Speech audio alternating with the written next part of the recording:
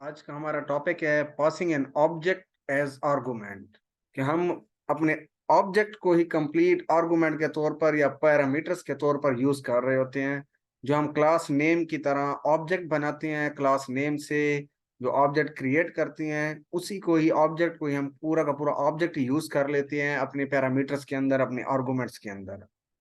ये काम हम क्यों करते हैं? जब हमारे पास बहुत सारी क्लासेस होती हैं, बहुत सारे ऑब्जेक्ट्स होते हैं, तो हमने एक पूरी की पूरी क्लास को दूसरी क्लास के अंदर उसके वैल्यूज को किसी फंक्शन के अंदर भेजना होता है। एक क्लास को दूसरी क्लास में तो हम इनहेरिट भी करवा सकते हैं, स्कोप रेजोल्यूशन के जरिए भी हम एक्सेस करा सकते हैं। लेकिन हम देखते हैं कि किसी एक फंक्शन को हमने पिछली क्लास का पूरा कंट्रोल या पूरे प्रॉपर्टीज या फीचर्स हमने किसी एक फंक्शन को देने हैं। तब हम अपनी जो भी हमारी क्लास होती है उसी क्लास नेम को या उसी के ऑब्जेक्ट को यूज करते हुए किसी एक फंक्शन को हम असाइन कर देते हैं। लेकिन क्लासेस हमारे पास ज्यादा तब होती हैं जब हमारे पास रियल टाइम प्रोजेक्ट होता है। तब हमें क्लासेस का प्रॉपर समझ आ रहे थे, क्योंकि हमारे पास एक क्लास डायग्राम होता है। हम देख रहे होते हैं कि एक क्लास दूसरी क्लास में एक्सेस कैसे कर रही है। मैं आपको इसकी एक एग्जांपल देता हूँ। जिस जैसे हम यूनिवर्सिटी में किसी दिन एडमिशन लेते हैं, फर्स्ट डे हमारा एडमिशन होता है और एडमिशन ऑफिसर हमारा रजिस्ट्रेशन नंबर क्रिएट करता है। हमारा सेशन को देखकर, हमारे डिपार्टमेंट या हमारे प्रोग्राम बैच को देखकर हमारा रजिस्ट्रेशन नंबर क्रिएट किया जाता है। अब वही एडमिशन ऑफिस का जो रिकॉर्ड होता है अकाउंट सेक्शन की क्लास में भी पहुंचाया जाता है।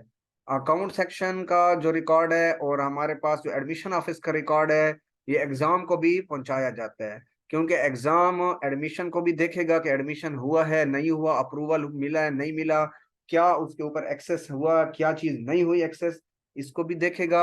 इसके अलावा वो अकाउंट्स को भी लाजमी देखेगा कि फी डिफॉल्टर है कि नहीं है, इनका पोर्टल हमने बंद करना है रखना है, किस तरीके से देखने का मतलब एक पूरी क्लास एक ऑब्जेक्ट एक फंक्शन के थ्रू किसी दूसरी क्लास को किसी दूसरे फंक्शन को हम मूव करा रहे हैं।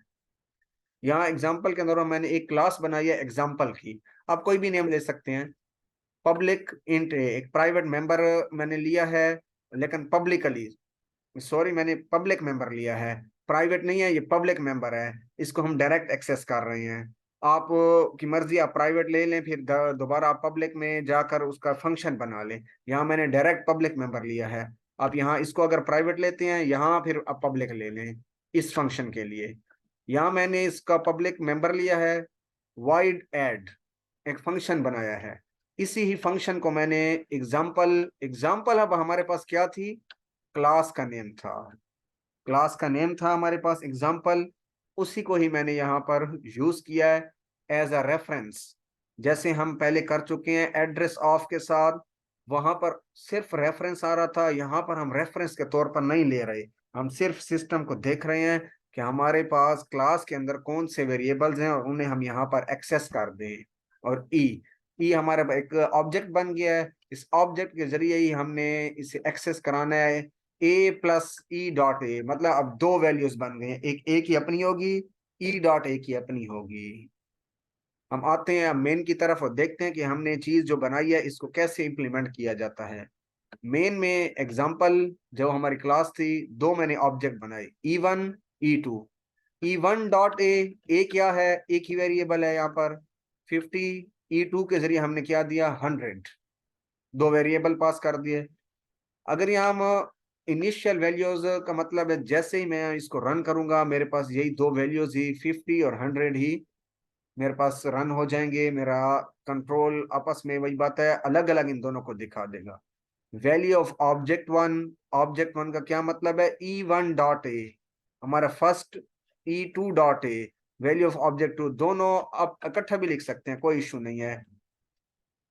E2 dot add E1।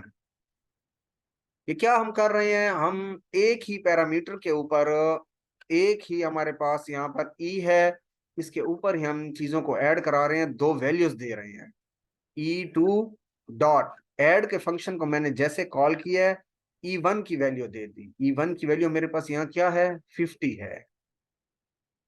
Add को मैंने जैसे ही कॉल किया है यहाँ पर ए प्लस ई, यहाँ पर एक 50 की वैल्यू आ जाएगी, एक ई के साथ उसकी E2 की वैल्यू आ जाएगी और आपस में ऐड हो जाएगी। हमारे पास ऑटोमेटिक ये रन हो जाएगा। मैं आपको ये रन करके दिखाता हूँ, फिर आपको क्लियर होगा।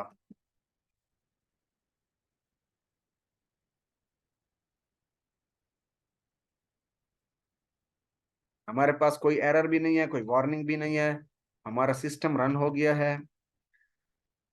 ये कंसोल के ऊपर देखें, वैल्यू ऑफ ऑब्जेक्ट 1 50 है, वैल्यू ऑफ ऑब्जेक्ट 2 100 है।